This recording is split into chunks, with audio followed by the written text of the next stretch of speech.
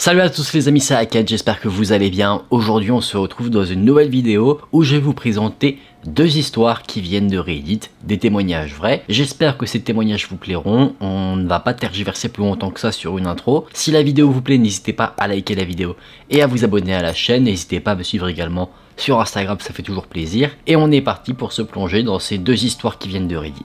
La première histoire est quelque peu particulière parce que ce n'est pas une histoire qui est arrivée à la personne qui l'a rédigée sur Reddit, c'est une histoire qui est arrivée à sa grand-mère. On va appeler cette grand-mère Olga. Quand elle avait entre 28 et 30 ans, Olga se rendait dans une grande ville pour affaires. Elle devait rencontrer quelqu'un dans cette ville et n'y étant pas habitante, elle a demandé à un taxi de l'emmener à son hôtel pour qu'elle puisse déposer ses affaires. Elle est sortie de la gare où elle se trouvait et elle a attendu qu'un taxi vienne. Il y en avait quelques-uns qui étaient déjà garés, prêts à récupérer des passagers, donc elle s'est dit, plutôt que d'attendre un taxi, d'en appeler un, de galérer et tout, je dois aller voir ceux qui sont directement garés. Olga rentre dans le taxi, elle dit l'adresse de l'hôtel et la voiture part. Au bout de 10 minutes de trajet, Olga se rend compte que le taxi prend des directions assez étranges. Donc, elle patiente un petit peu, elle se dit peut-être que le taxi connaît bien la route et qu'il sait quels axes sont bouchés ou pas, mais au bout de 15 minutes, elle commence quand même à se poser des questions. Elle demande donc au chauffeur où il va. Sauf que le temps, on va dire, qu'elle prenne conscience de la situation et tout, le taxi avait fait pas mal de routes et il était en train de sortir de la ville. Olga, assez paniquée par la situation, parle au chauffeur, elle lui dit mais où allez-vous? Mon hôtel se trouve dans la ville, etc., etc. Sauf que le chauffeur, lui, ne débite pas un mot. C'est là qu'elle voit au loin un hôtel qui semble assez miteux, assez pitoyable. C'est pas un endroit où tu voudrais passer la nuit. Et elle se rend compte que le taxi ralentit en approchant de l'hôtel, comme si en soi il voulait s'y arrêter. C'est là que dans la tête d'Olga, ça va très vite. Elle prend une décision, vous allez savoir laquelle c'est. Elle regarde un peu autour d'elle, elle voit que les portières du véhicule ne sont pas fermées. Vous voyez peut-être la chose venir. Et Olga, bien que paniquée à ce moment-là, avait un caractère assez téméraire. Et ce qu'elle a fait, c'est qu'elle a relevé ses jambes, elle a ouvert la porte, la voiture n'allant pas si vite que ça, elle a sauté du véhicule. Elle ne s'est pas blessée. En soi, sortir du véhicule en marche était tout à fait réalisable, et une fois qu'elle était à l'extérieur, elle s'est barrée en courant. Elle a couru super vite, sauf qu'il n'y avait pas beaucoup d'endroits où aller. Elle a quand même réussi à se cacher. Le chauffeur de taxi, lui, ne l'avait pas vue partir tout de suite, donc il n'a pas vu où elle s'était cachée. Quand il s'est rendu compte que Olga n'était plus là, il a fait un peu le tour du périmètre pour la retrouver. Au bout d'un moment, le taxi est parti, Olga a marché un petit moment jusqu'à un hôtel. Une fois qu'elle est arrivée à ce nouvel hôtel, elle a demandé si elle pouvait utiliser le téléphone.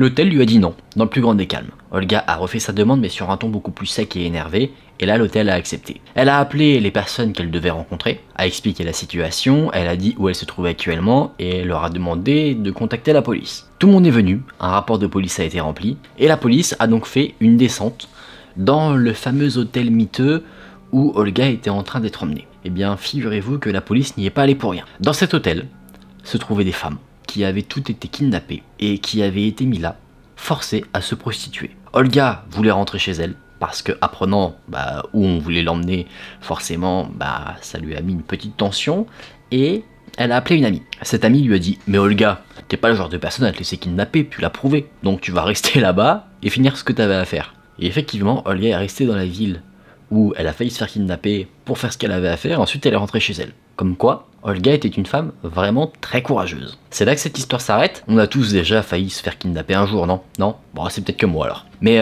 c'est une histoire assez folle. C'est pas une histoire super longue où on a beaucoup de contexte ou quoi, là ça sert à rien. Mais déjà te dire que tu as failli te faire kidnapper, c'est une chose déjà assez angoissante. Mais en plus, c'était pas juste un kidnapping classique. On voulait t'emmener dans un hôtel et changer ta vie à jamais, mais pas dans le bon sens du terme. Ce qui est fou aussi dans cette histoire, c'est que en soi, l'intervention d'Olga dans tout ça a permis de démanteler un réseau de trafic humain en gros.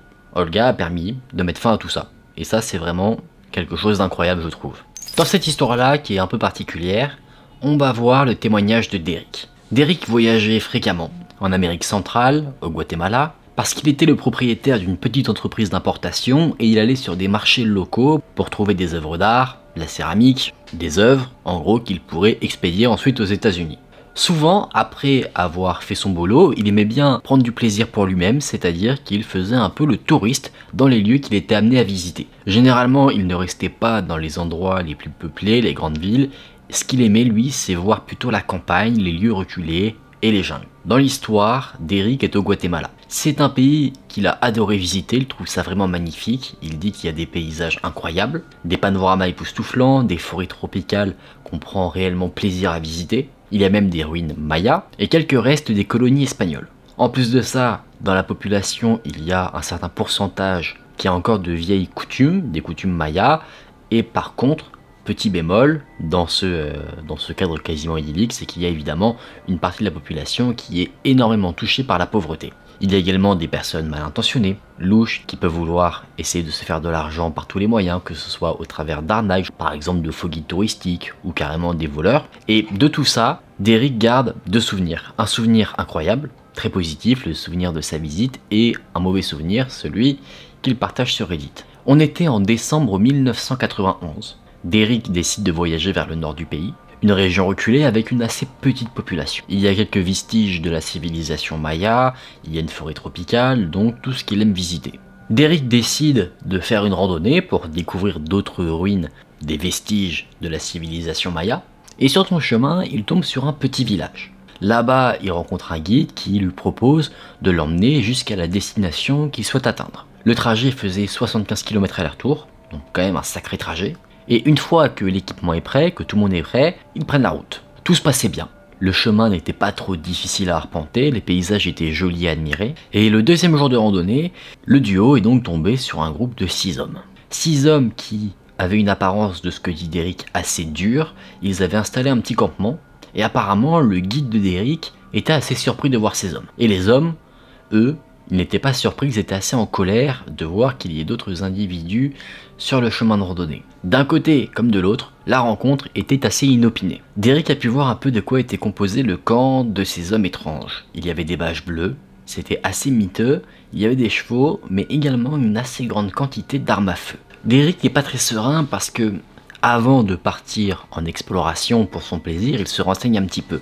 Et il avait entendu dire, ou il avait lu quelque part, que la zone où il voulait se rendre était de temps en temps arpentée par des individus de mauvaise fréquentation, c'est-à-dire des trafiquants de drogue. Là tu te dis déjà, ça pue un peu, mais des trafiquants également d'êtres humains, et des pillards. Des pillards qui cherchaient des reliques mayas qu'ils pourraient revendre pour une assez grosse fortune au marché noir. Donc là immédiatement, Derrick se défesse. Il se dit, là je me retrouve dans une forêt au milieu de nulle part, et je viens de croiser potentiellement des hommes très dangereux.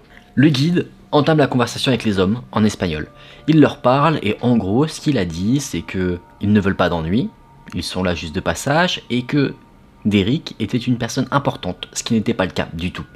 Et qu'il leur causerait beaucoup d'ennuis si jamais il était amené à être kidnappé, attaqué ou que sais-je.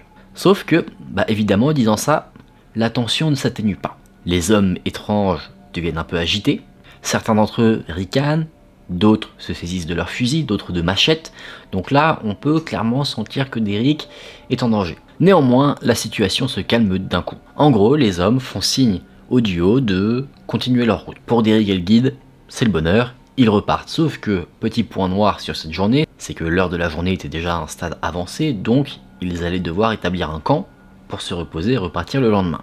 Alors qu'ils étaient en train de chercher un bon spot pour pouvoir poser leur bagage, si on peut dire, Derrick parlait avec son guide et le guide semblait assez bouleversé de la rencontre qu'il venait de faire. Et d'ailleurs, le guide va avoir des mots très clairs. Il va dire, mon ref, le voyage, il est fini. Ce qu'on a vu là, ils vont aller dans les ruines où toi tu voulais aller, donc nous on va faire demi-tour. On va dormir, demain on repart. En plus de ça, ces mecs-là, ils vont peut-être nous suivre, ils ont vu qu'on avait des affaires, ils vont peut-être essayer de nous dépouiller ou de nous attaquer. Donc évidemment, une fois que le camp était installé et que Derrick avait un peu digéré cette information, il est pas serein. Vous voyez des mecs en forêt, vous faites un camp ensuite pour dormir et vous dites « Ouais, les mecs qu'on a vus, eux, ils vont venir nous attaquer », je pense que tu dors pas de la nuit. Et oui, Derrick, il s'est pissé dessus toute la nuit. Pour éviter quand même tout désagrément, ils n'ont pas placé leur campement au milieu de la route. Ils l'ont un peu éloigné pour ne pas être visible directement pour ceux qui traverseraient le chemin de randonnée. Pendant la nuit, ni le guide, ni Derrick n'ont dormi. Ils étaient aux aguets. Dès qu'il y avait un son, ils étaient tétanisés. Le guide, lui, avait une arme à feu au cas où pour se défendre, mais contre le groupe d'hommes qui avaient plus d'armes, plus des machettes, etc., il n'allait pas faire le poids longtemps. À un moment donné, le soleil se lève. Nos deux amis n'ont pas dormi, et ils se disent, ça y est, la forêt est quelque peu éclairée, on va partir. Le guide indique qu'ils ne vont pas repasser par le sentier, ils ne vont pas prendre le risque de repasser devant le campement des hommes étranges. Ce qu'ils vont faire, c'est qu'ils vont couper par la forêt. C'est ce qu'ils font, ils marchent pas mal de temps et ils sont en train de se rapprocher du coup du village où Derek avait trouvé le fameux guide. Ils ont marché d'une traite, sans faire de pause pour manger ou pour boire. À un moment donné, à force de marcher, le duo est tombé sur une ferme. La nuit commençait à tomber, donc ils se sont dit « Banco, on va passer la nuit ici ». Le guide qui parlait l'espagnol et qui était assez sympathique arrivait un petit peu à se faire inviter entre guillemets partout. Il arrivait à expliquer les situations avec les bons mots et à être suffisamment amical pour que les gens lui fassent confiance. Il était aussi un peu connu dans la région, donc c'était pas quelque chose de surprenant que les gens acceptent de l'héberger pour une nuit. Le guide a parlé avec le propriétaire de la ferme de ce qui s'était passé, la rencontre avec les individus étranges, et lui aussi commence à flipper. Le propriétaire de la ferme commence à suer des fesses également. Du coup, lui et le guide se disent, c'est possible que les mecs étranges soient venus jusqu'ici pour vous, on va monter la garde. Finalement, le lendemain est arrivé, le soleil s'est représenté de nouveau annonçant une nouvelle journée, le guide et Derek ont réussi à retourner au village sans souci, et c'est là que l'aventure de Derek s'est terminée. Il a beaucoup spéculé avec le guide pendant qu'il marchait avec lui sur l'identité des personnes qu'il a rencontrées. Le guide, lui, pense au pire, c'est-à-dire des trafiquants, enfin ce que j'ai évoqué un peu plus tôt. Mais n'ayant jamais eu, heureusement d'un côté, la réponse à cette question, c'est quelque chose qui trotte toujours un peu dans la tête de Derek. On comprend pourquoi ce voyage est un voyage qui l'a marqué. Il a eu clairement peur pour sa vie, et c'est quelque chose qu'on peut, je pense, comprendre. Dans cette histoire, il n'y a pas eu de rencontre malheureuse comme dans la première, où vraiment on a un contact direct et violent avec une personne malsaine. Ça se trouve, les personnes qui ont été rencontrées dans la jungle étaient des personnes qui avaient pris des armes pour se défendre. Mais bon, le guide qui avait l'air de connaître quand même pas mal les lieux, pas mal les fréquentations de la forêt, etc. avait l'air de dire que il y avait une probabilité assez élevée que ces personnes-là soient des personnes très dangereuses. Donc on est évidemment content que Derek s'en soit sorti sans séquelles. Et voilà les amis, on en a fini pour ces deux histoires. Deux histoires qui sont totalement différentes, hein. Une qui se passe en ville, l'autre dans la jungle. J'ai trouvé que c'était deux histoires assez folles. Je trouve que c'est pas des histoires, on va dire, qui vont montrer un peu des screamers dans la narration, mais si on se met à la place des personnes qui ont vécu ces histoires, là on peut comprendre réellement pourquoi ce sont des événements qui les ont traumatisés, qui leur trottent dans la tête. Parce qu'il y a clairement eu, dans un cas comme de l'autre, une vraie situation de danger. Et c'est ça que je trouve vraiment incroyable dans ces histoires. J'espère que la vidéo vous a plu, que ces histoires vous ont intéressé.